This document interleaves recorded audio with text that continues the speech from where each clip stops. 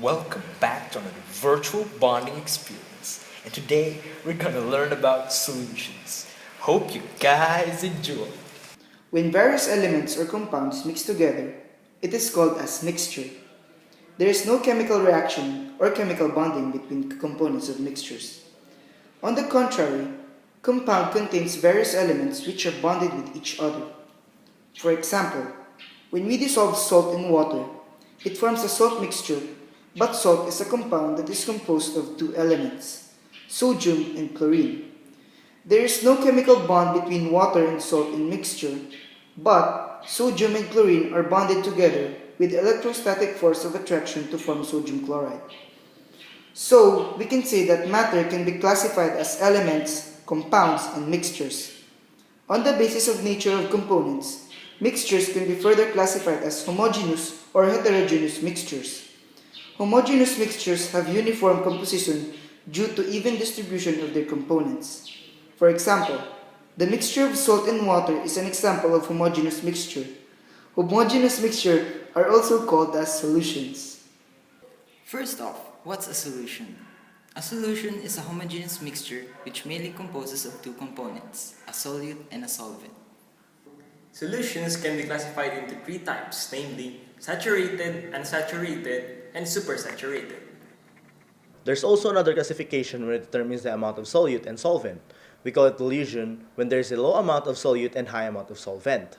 This usually happens even if both are put at the same amount, the solvent is added more, diluting the liquid. Then we have concentration when there is a high amount of solute and low amount of solvent.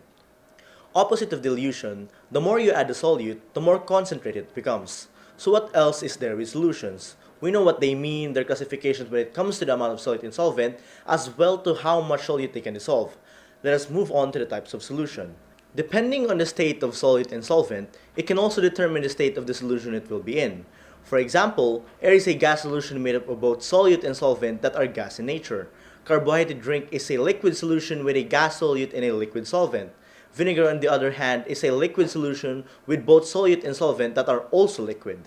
The most common to us substances that we mix to get drinks, like juice, is a sugar solution that is a liquid solution from a solid solute and a liquid solvent.